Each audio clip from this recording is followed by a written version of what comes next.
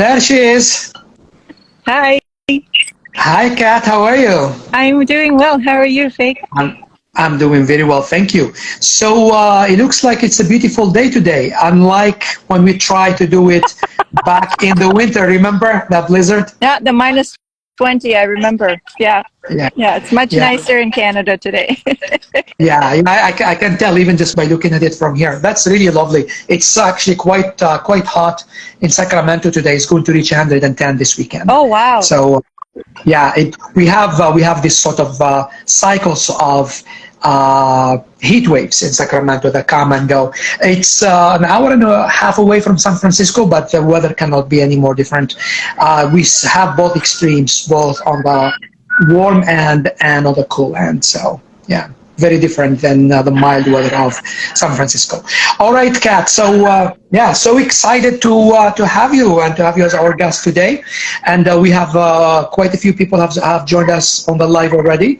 And so to our viewers and our listeners, I am Faik Bouhrik, the founder of the Vegan Stay, and talking today to Kat Krylov. Kat, please correct me if I'm not pronouncing your name correctly. Not Krylov, is that correct? Krylov. Yeah. Krylov. Okay, perfect. And Kat is the founder of the amazing Promised Land Animal Sanctuary in Ontario, Canada, and she is one of our partners at the Vegan Stay. So, Kat, well, first of all, thank you very much for being our guest today. We really are very excited to have you. I'm really happy to be here. Thanks for having me. Of course. So, the question that usually comes to my mind when I meet with somebody like you is to ask, when did you become vegan? And from the moment you became vegan to the moment you decided finding a sanctuary is what I want to do, how much time and what led to that point? I became vegan about 10 years ago and was vegetarian for 10 years before that. And a sanctuary was something that I've always wanted to do. Even as a kid, I've always wanted to save animals. Even though I was raised as a meat eater, a lot of meat eaters consider themselves animal lovers. I really get that, and I get the split, and I get the fact that we think it's okay to love some and eat others. What I didn't realize is what happens to the animals on their way to our plates and how they're treated, how old they are. And so that disconnect disappeared when I started learning more and educating myself, watching documentaries, speaking to people like you and other people in the community. And the sanctuary part, I started in 2017 when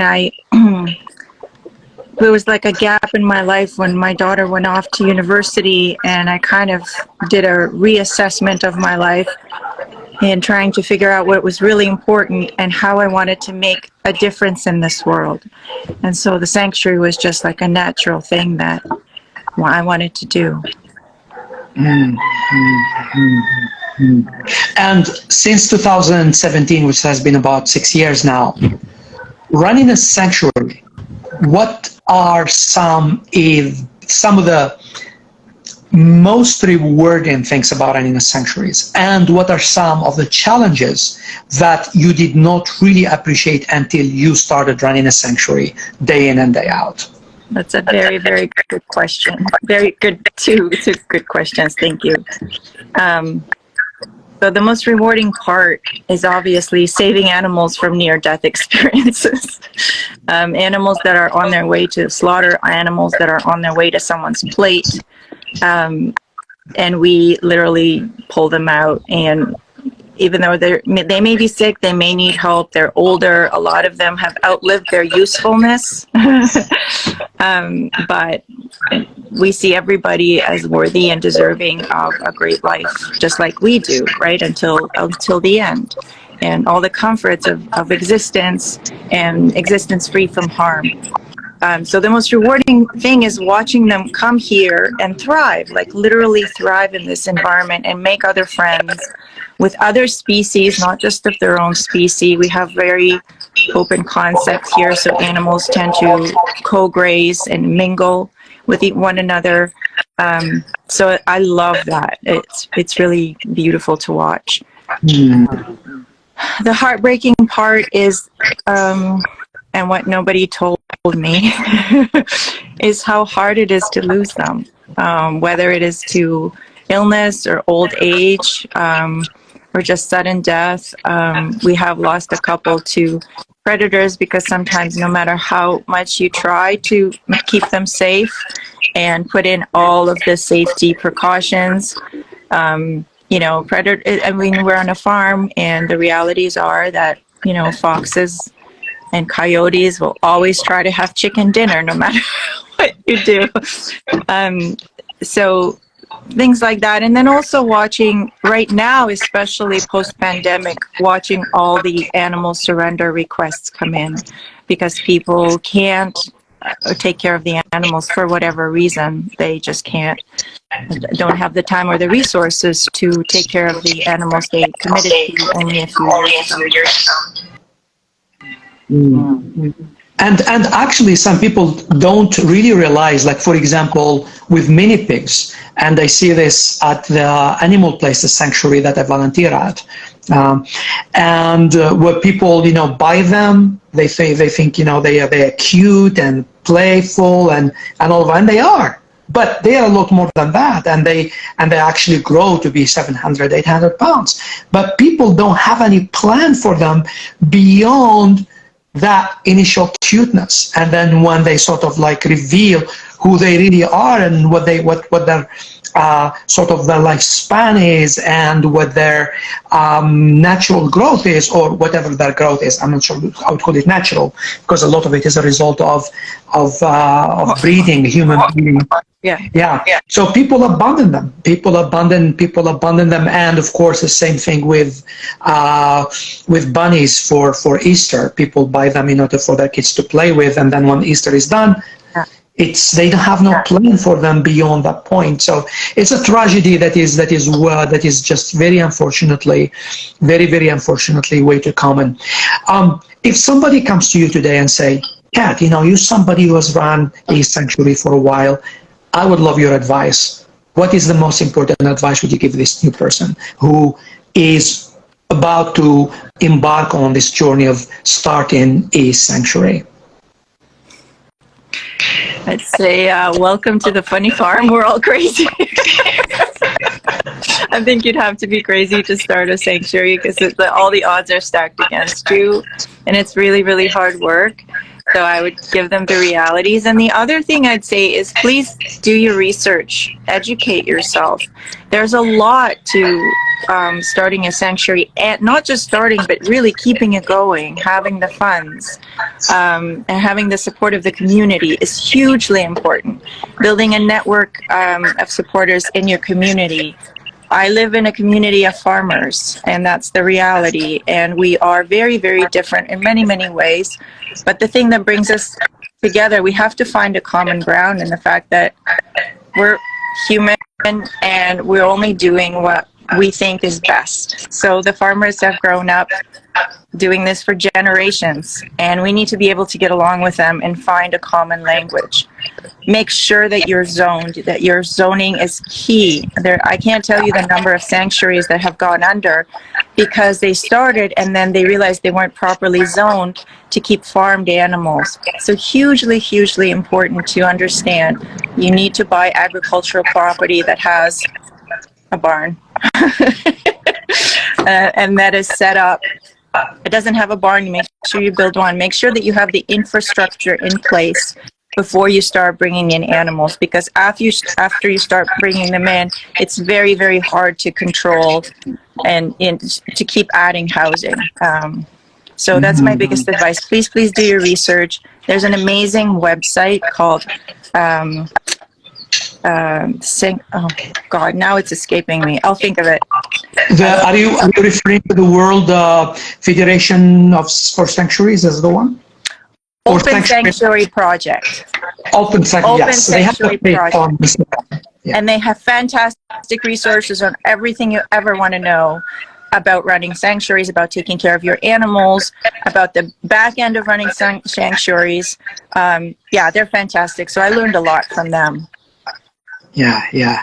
And okay, thank you very much for that, because I do run into people who think that sanctuary life is more about just taking pictures with animals and living happy ever after, and of course that the part of being around the animals and spending time around the animals is incredibly important.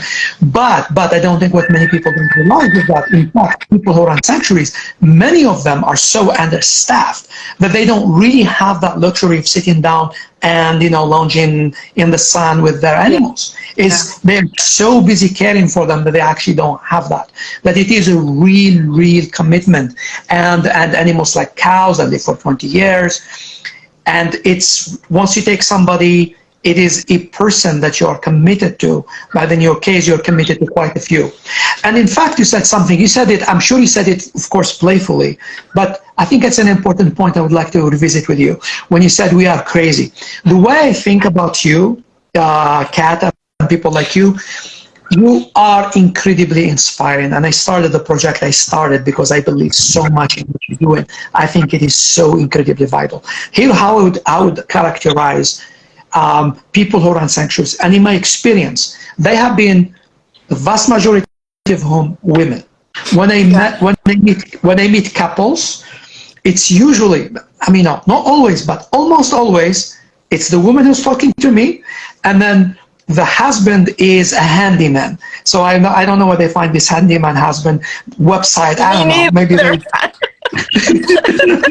But that's usually, there's a story for, it's a funny reason, but it's a funny thing. But then I see, so it's a couple that started the sanctuary, so I'm talking, so I'm supposed to be meeting with them. Then I'm just talking with the woman, and then on the side in the background, fixing something. Exactly. And then they ask him, so what do you do? Oh, don't tell me, you're a handyman, right? Yeah, how do you know? It's like, well. Very, very true. Yeah. So incredibly courageous, I would say. I would add incredibly empathetic and incredibly self-sacrificing. So taking all these kinds of odds, that speaks a lot to their strength. And to me, I believe these types of individuals, on behalf of all of humanity, they go down into hell to do this very important work. And then you somehow expect them to wear all these hats, and then expect them to also wear the hat of being professional fundraiser / beggar for resources that they so richly deserve. And to me, this is what the main reason really that really inspired me to start this entire project. So that crazy thing, I didn't want that to go under the radar without saying something about it. It's anything but. So also in your sanctuary, I know the sanctuary is embedded in sort of a niche where you have a yoga studio, you have an accommodation, a bed and breakfast pool. Yeah, exactly. Oh wow! I cannot wait to visit. By the way, come. I'd love to have you visit. I absolutely will be coming. It's just only a matter of when. So can you please tell us a little bit about the other parts, and how does everything fit together? Yeah, so historically, this was originally a dairy farm. So the house is a historic house. It was built in 1860. And when I got here, it was too much house for me. And so I decided to turn into a bed and breakfast. And because I have a background as a yoga teacher, among other things, I decided to make it into a bed yoga breakfast, and that's what it's called, bed yoga breakfast. And we're vegan, and in fact, guests that just left today said, I'm so glad that places like yours exist, because it's really hard to travel as a vegan and not be worried about what you're eating, like what's in your food. And that's the reason I started it, is for like-minded people, or people that just want to come out to like a vegan B&B and try it out, and see how the animals live here. And we have accommodations. I see if you can see the house behind me. It's a beautiful historic house. There's an outdoor pool. We offer yoga outdoors or indoors. There's a sweet little hammock there. We love hammocks. And Yeah, we've been running for almost 6 years now. It's been really, really great. It's a really unique offering. I don't think anybody else in Ontario has a vegan B&B that offers yoga and breakfast. I know there are other farm stays that are slightly different, but I think we're pretty unique in that way. Yeah, and you actually found us on the very first day when we launched. Yes, I did. Last summer. I was so happy when I saw your listing, and as I said, we spent this last 9-10 months mostly on on building, but eventually we're really looking forward to having a lot more guests coming your way. And also you said something that I think is also very vital. I would like to emphasize that to people listening to us live or to people listening to the recording. That what you said is that you talked about the farmers around you, and you said that all of us are trying to do our best, and I absolutely agree. I don't think there is anything more detrimental to our message and more of a way of doing the service to the animals than making this veganism about our into a tribal identity or into an ego trip, because it isn't. This is about the animals. This is about that plight. I wasn't vegan 6 years ago. Yeah. I was vegan 15 years ago. Yeah. Prior to that, I was vegetarian for the animals. I very sincerely believed it. As far as my heart is concerned, I was in the same place as I am today. But I just didn't have the proper understanding for whatever reason. We human beings, I would like to emphasize, we are very complex. Yeah. We're complex. Yeah. We have blind spots. We have flaws. We have all kinds of things that work against us. It's not a matter of somebody explains the truth to us and we go, oh yeah, okay, thank you so much. What have you been all of my life? Yeah. It does not work that way. No. It really doesn't. No. And by reflecting back on one's journey, I think it's extremely important to be patient with people and try to help them see. It's not about some kind of misguided moral relativism, that it's all good, you choose what you choose, I choose what I choose, and we are all good. No, there is right and wrong. I absolutely believe that. Whether a particular human can see it at a particular time is a different story. And that's our evidence, and that's where it comes from. So when you said that, of course, I mean, something that is, when we first had a chat on that very first day, I realized we were absolutely on the same page, and I'm incredibly happy to, hear you say that. So people, hear this sort of take on veganism and other type of activism that the two of us believe in. So. Yeah, I very much agree with what you said. It's like you said, it's not about ego, it's about education and making heart connections. And when you offer people the opportunity and the space to really drop down into their heart and make an empathetic connection with another being, doesn't matter if it's a human or a non-human animal, everybody understands kindness. Absolutely everyone. Yeah.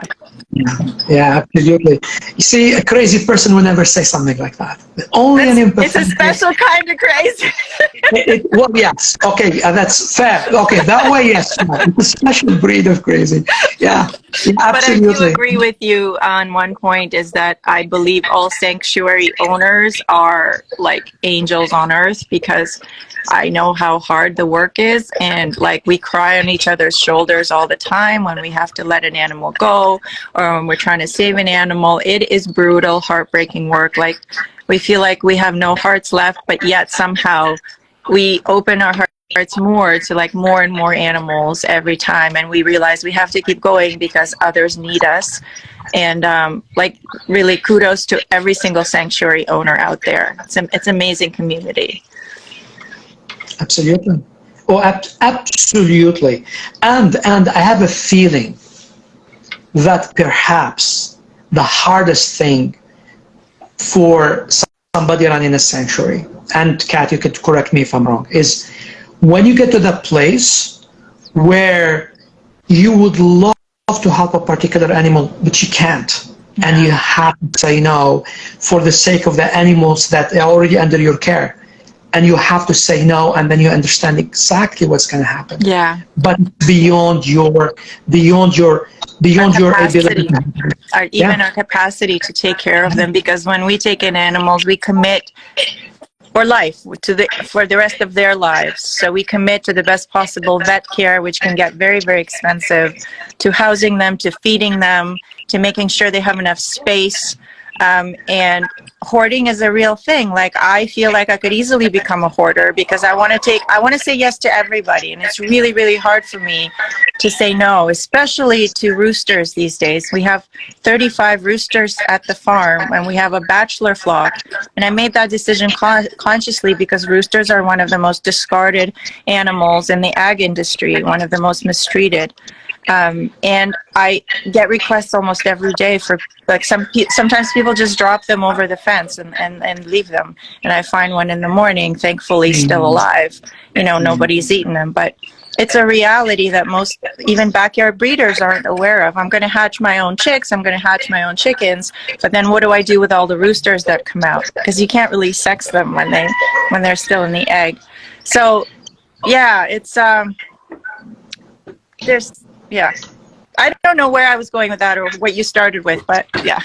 No, the idea that saying no. Say no, yeah. To say no. It's incredibly heart-wrenching and very, very difficult. Absolutely. And I wanted you to talk about that because I wanted people listening to us to understand that the challenges go from logistic, financial, but the emotional tool of witnessing trauma and being a bear witness to what humans do. I mean, people like you come face to face with human depravity.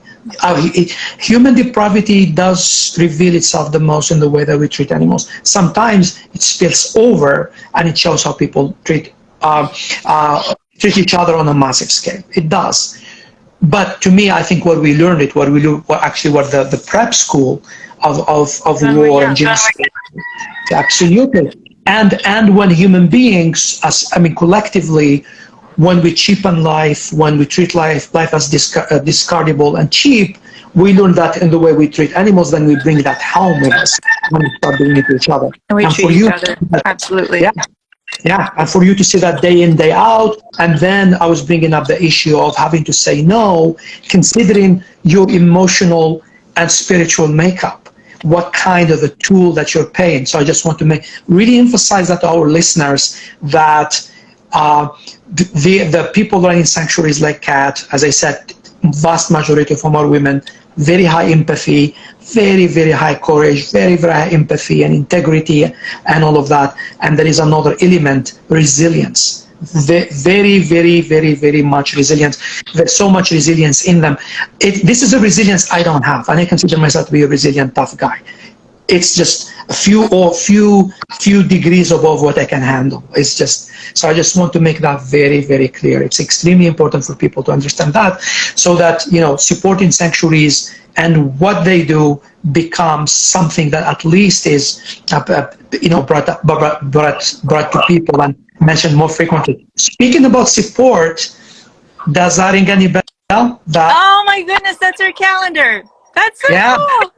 Yeah, it is. And which brings me to the next question. In fact, I'm a member at Promised Land Sanctuary. It has been a distinct pleasure to be a member in Promised Land and a few other sanctuaries of our partners. And my goal, hopefully, to become a member in all of them. So just building it one at a time. So, Kat, for a sanctuary like yours, I wonder, because usually I would think that volunteers are vital. There are some sanctuaries that are able to have volunteers and manage them. There are sanctuaries where they are just a one-woman show, or one woman and her handyman husband show. So, sorry, husband, I all due respect, but we just shouldn't pretend that it's otherwise. So, Kat, do you have a volunteer program? And also, could you please tell us a little bit about other ways people can support you? I know being a member is one of them, and I'm actually a member, and it's highly, highly rewarding experience. And I feel it's a very, very vital thing, of course, very understandably for sanctuaries. Could you please tell us a little bit more about these aspects of your work? Of course. So first of all, I want to thank you for all the amazing work that you're doing, because your marketing is right on point. It's on brand. It's fantastic. And I have no doubt that you're going to get like a huge following. It's just a matter of time, and the work that you've already done. And I've seen the deck and all the things that you do. And I really thank you for all the exposure and all the help that you're offering. And I'm sure everybody else feels the same way I do. I'm just speaking from my own heart.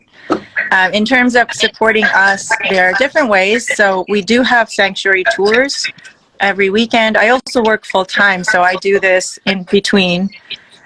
This is my heart work. The other one is to pay the bills, like my own bills, because I don't take any money from the sanctuary to pay myself. It is completely volunteer run. I do have volunteers, so you can either sign up through a site called Workaway, in which case you'd be staying here and working, and we provide food, room and board, and you provide 4 or 5 hours of work per day. Or if you're local, you can come and support us locally, help us out. Only 3 hours a week is all we ask for volunteers. You can also sign up as a sponsor, which makes you a member of the sanctuary. You can sponsor any one of our beautiful animals. They're all on the website, and there's different tiers. You can sponsor for as little as $15 a month, a rooster or a horse, or anything in between. And you can also just support by sharing, by following, by, you know, tagging us in your stuff, talking about us, hopefully nice things. So visit, volunteer, and donate are the 3 main areas that we could use support with, and any of those are like super appreciated. And for the longest time, I've been doing this myself, like for the first few years, and it's, you know, it's hard. I don't have a handy husband. Listen, if you're a handy husband and you're single, hit me up. Oh my God, love it. Oh my God, this is another way to support sanctuaries. Okay. Dating. All right. Vegan dating for sanctuary women. Vegan, and so I would ask them, what are you? I'm a billionaire. Sorry, no. Need a handy man. I don't want your money. I want you to be able to handle a hammer and a drill and drive a tractor. Okay, that's a special skill, a valued skill.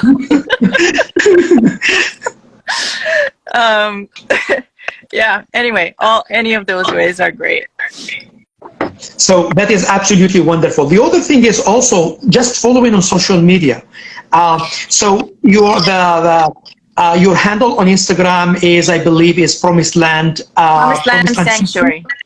Promised Land Sanctuary. We're on 3 social media sites. We're on Instagram, we're on Facebook, and we're on TikTok. And all of them are Promised Land Sanctuary. And you can follow.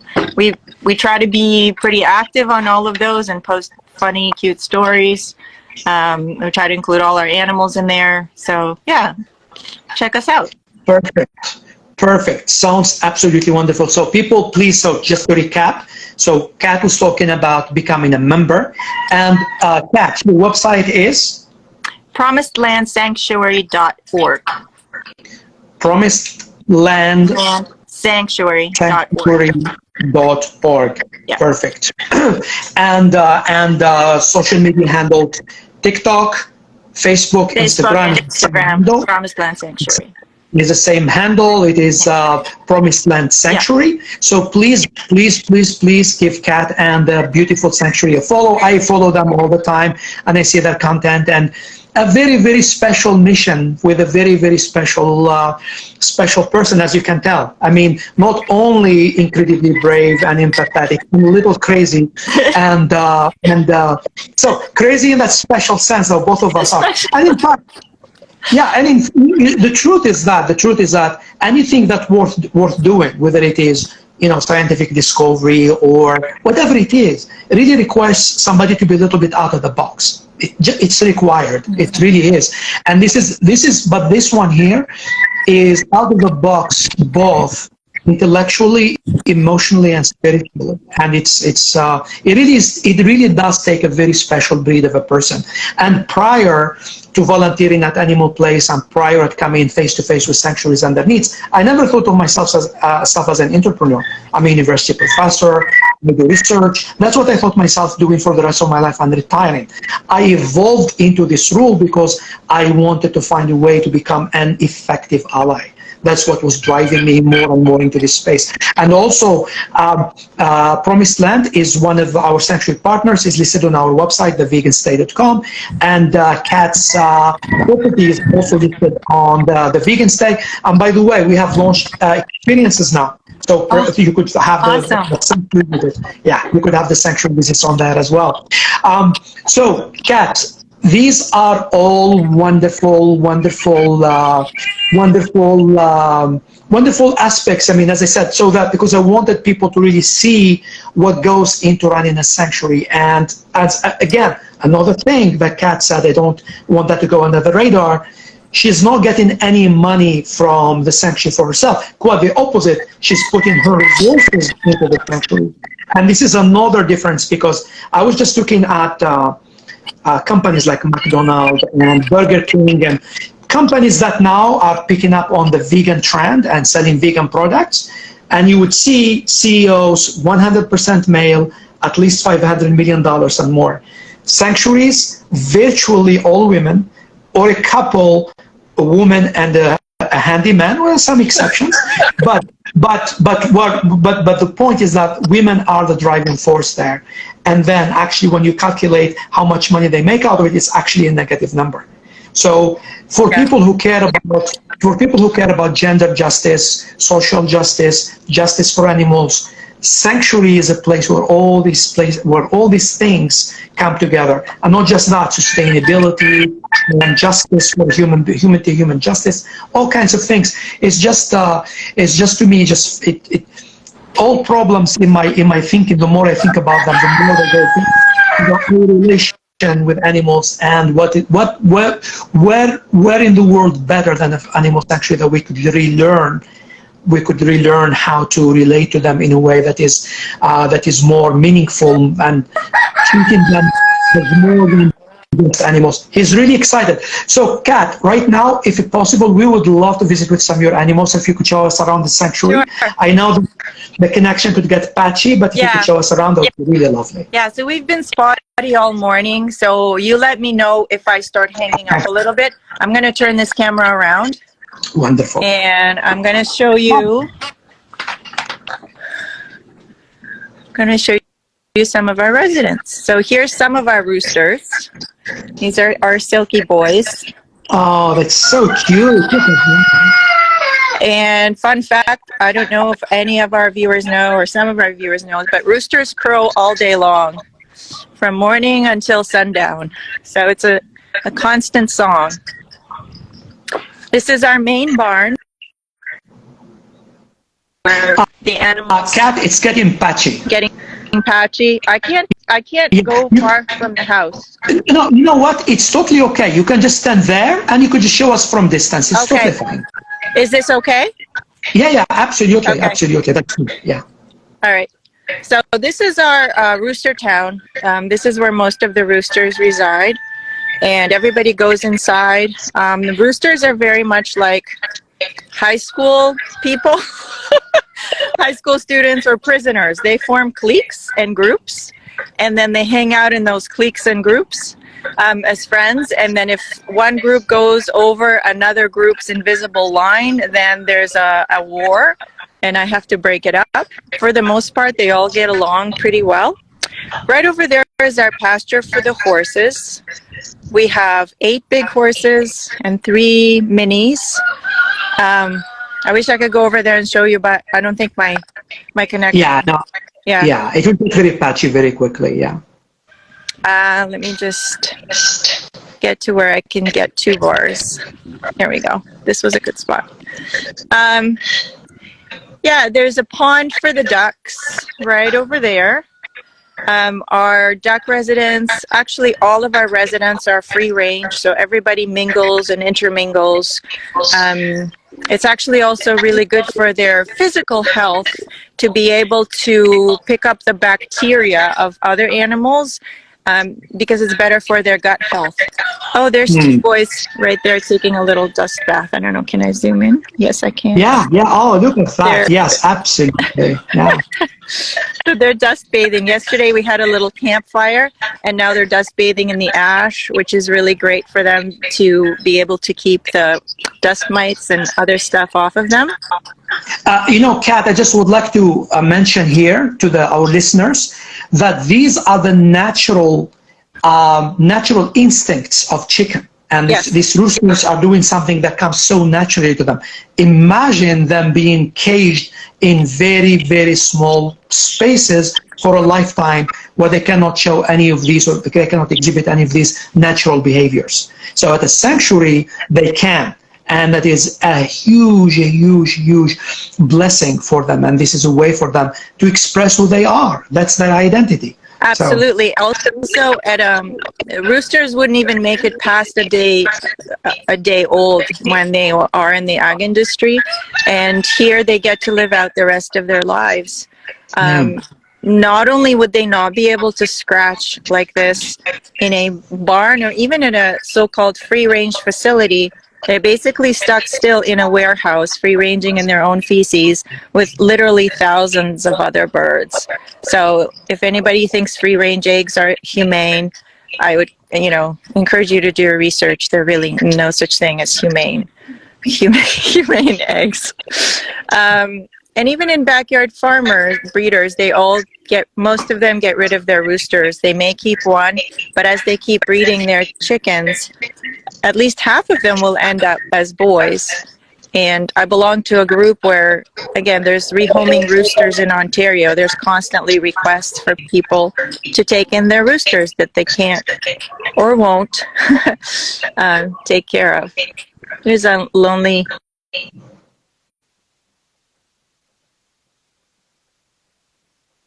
We have lost Kat temporarily, but she will join us very shortly. I'll just let her know that.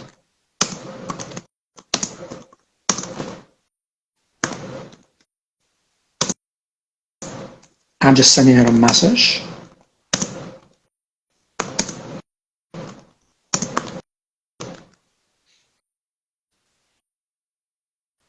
So this is Faik Bouhrik, the founder of the Vegan Stay. We were talking to Kat Krylov, the founder of Promised Land Animal Sanctuary in Ontario, Canada. And there she is. She's back. Right, perfect. We lost her for just a second, but she's back now. Hi, Kat, there you are. I'm sorry. I hit something with my finger and you disappeared. I apologize. Yeah. Oh, no problem. I mean, usually, sanctuaries, this is actually a very common problem because, well, they are usually out in the country, and connection usually is spotty, but this is great. I mean, we have a clear idea of how the place is. Oh, that's a potbelly? Yes, that's our little girl, Gloria. Gloria, beautiful name. And the thing you were saying about potbelly pigs and the mad popularity they're experiencing right now is people don't realize what they're buying when they buy a teacup pig or a mini pig is a baby pig that is going to grow for the next 5 years. So pigs don't stop growing when they're a year old. They stop growing when they're 5. And by then, like you said, like even the potbellies, even the smallest potbelly will be over 100 pounds. So they're not as maneuverable as people think. They don't always want to go on leashes. They're incredibly intelligent. They're as intelligent as a 3-year-old human. They need a lot of stimulation. They need a ton of grazing. So a pig needs to be able to graze 5 or 6 hours a day, free ranging. They get really bored in crates and apartments, stuck inside homes. And they also, being a farmed animal, they need one of their own kind. So people that get one potbelly pig thinking that, their son or daughter or their dog is going to be enough of a companion, it's not. Like they need to, they need, like every other animal here, they need to be a companion animal. Yeah. To their own kind. Yeah, it's incredibly important, absolutely important message to send out there. So how many of them do you have? We have 5 potbellies. Oh, wonderful. And so, the roosters. So this is the high school, right? This is the high school. Yeah. Yeah. You know, when you were describing the behavior and you said high school, it just, my memories got triggered. What's the memory? Well, Being in high school. boy in high school. No, but that's exactly what it is. Because it's so amazing when you compare humans, human behavior to non-human animal behavior. Yes. There are so many parallels, Yeah. There is just so much that we play with them that we don't like to acknowledge usually. Yeah. I'm a little closer to the house now. Hopefully the connection will be a little bit better. Maybe I can show you some more. Can you still hear me? Okay. And it looks like it's a little bit, it's good now. Is this okay? I hear dogs in the background. Yeah, you want to meet the it's crazy good. dogs? There's a rescue dog well, they're all rescue dogs, but there's a most recent rescue dog that we just got that she might want to come say hi. Hi, big girl. Hi, Hannah. Hi. Hi, babies. Hi. Wow, good morning.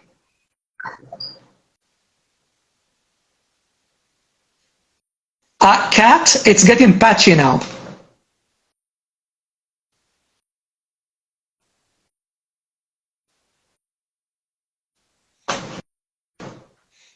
Hey, Kat, it's getting patchy. Yeah, the internet usually internet connection usually is quite patchy at sanctuaries because when they there you are. Okay, perfect. We lost you for a moment. Sorry. Yeah, so this is it's okay. And that's Billy. Hi, Hannah. That's Porter. Billy and Hannah. And Porter, yeah. Porter, Billy, and Hannah. Yeah. Porter, Billy. Hi, bud. They better free their schedules when they come visit. Absolutely. So one of the things we also do is we will rehome cats and dogs through our website. I have thankfully quite a nice network of animal lovers who will share, and even though I can't take all of them in, we do find forever homes to a lot of the pups and cats that we rescue. We also have a feral cat spay-neuter release program here, and a lot of the cats who can't be rehomed for whatever reason, they're too wild, we will neuter them or spay them, and then we offer them this wonderful barn to live in for as long as they want to hang out here. Oh, that's wonderful. I actually, a couple of weeks ago, I was in LA and there was a cat cafe where you go and people, get to spend time with these cute cats and they get to choose to adopt if they choose to adopt them. But otherwise, you just get to be there with the cats, and it's a nice cafe. It's in LA. It's a very unusual concept. I think they said there are only 2 in the U.S., one in LA and one in Washington D.C. Yeah, we have some in Canada as well. You do? Okay. Yeah. Cool. Look at that. Hi, baby girl. Oh, so wonderful. Looks like you have.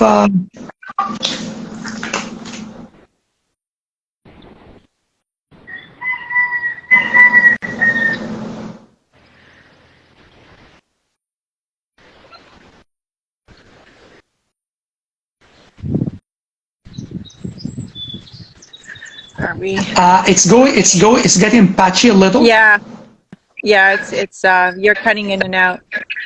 Yeah. So, Kat, would it be possible for you to go back to the original place where we started so that we could wrap it up? Sure. Yeah. So this is very lovely because, well, looks like the house is in the middle of the sanctuary. So you just leave the house and you're right there in the sanctuary. We lost her again. So our apologies for that, but that is to be expected. I am back. So, Kat, all right, wonderful. There have been quite a few people who joined us, and you have been getting lots and lots of hearts as you were talking. Nice. Yeah, as you were talking, you were getting lots and lots of hearts. So is there anything else you would like to share with us before we wrap up today? Yeah, the house is right in the middle of the sanctuary. So as soon as you step out the door, you're on sanctuary grounds. If you're local, you're in Canada, you're in Ontario, we have our very fun annual fundraiser coming up on September 16th. It's called Hearts and Hooves Festival. It is our biggest fundraiser of the year. And there's a lot of planning that goes into it. It's like a full year of planning. So we're going to have vendors here. We're going to have musicians. We're going to have awesome vegan food. We're going to have a local brewery that's coming to serve their amazing beer that's made like right here, literally like the next county road from me. Amazing people, super supportive. So if you'd like to, and it's also kid friendly. So we're going to have lots of kids activities, and kids 12 and under are free. You can get tickets online on Eventbrite. Just look for Hearts and Hooves Festival. Tickets are $35 for the full day, or $48 cash at the gate. So if you get them in advance, you save $5. Kids 12 and under are free. Yeah, if you have any questions, you can definitely reach out to me personally through social media, and I'll answer any of your questions. If you want to be a vendor, if you want to be a volunteer, or if you want to be a sponsor, if you want to sponsor us, that would be really nice. It would be very much appreciated. Absolutely. I'm thinking about it myself. It's September 19th. Is that, what day is it? 16th. 16th is a Saturday. Okay. Are you going to come? I'm thinking about it because I teach on Fridays. I will see if it's possible. I actually will. I will absolutely consider. Okay. I will absolutely consider. I'll put you up in my B&B free of charge. Oh, thank you. Oh my God, thank you so much, Kat. But regardless, I will find a way of contributing to it in some way, either sponsoring or. But let's talk about that. And everybody who's listening to us, this is Kat Krylov, the founder of the wonderful sanctuary that is located in Campbellford, Ontario. What's the nearest town? Campbellford, Ontario. Yeah. And that is Promised Land Animal Sanctuary. Kat Krylov is one of the founders of the Vegan Stay, and Kat is very, very gracious, very patient. She's very prompt with her responses on social media, very approachable, very lovely, and as everybody can see for themselves. And so she told us today about her story, the story of the sanctuary, how she came to create a sanctuary, became vegan, and she also told us about the blessings, the challenges of running a sanctuary. And so please consider visiting the website, promisedlandsanctuary.org. So if you would like to become a member, just learn a little bit more about the story. And also Kat runs an Airbnb and a yoga studio on the premises. So it's about all these things in one place, and being around animals, and doing some yoga and staying in a lovely Airbnb like that. I mean, I was telling her I'm personally absolutely planning on going. It's just only a matter of when. And so please follow her on social media, Instagram, TikTok, Facebook, the same handle, Promised Land Sanctuary, and spread the word. And she told us about the Saturday 16th, September 16th. So yeah, and if you have any questions about Kat and her work, reach out to her directly, or feel free to reach out to me and I will refer the questions to her. And also you could find her on the Vegan Stay, you could find sanctuary information, you could find her Airbnb on the Vegan Stay. In Airbnb and you would like to use it to support her as your sanctuary of choice, and we will send 50% of the service fee directly to her sanctuary. So thank you so much for joining us. Kat, thank you so very much for your time. Thank you so much, my friend. Thank you for having me. I really appreciate it. Absolutely. Looking forward to crossing paths with you again and again in the years to come. Thank you so very much for all you do. And whatever I do, I'm just your ally sitting in an office far away. You are the front line. You are the front line soldier. You're the one who's doing the real work. Thank you very, very much for what you're doing for those very beautiful animals around you. It's my pleasure. I appreciate your support. Have a wonderful day. Absolutely. Have a wonderful weekend. I'll talk to you very soon. You too. Bye. Okay. Bye-bye. Bye.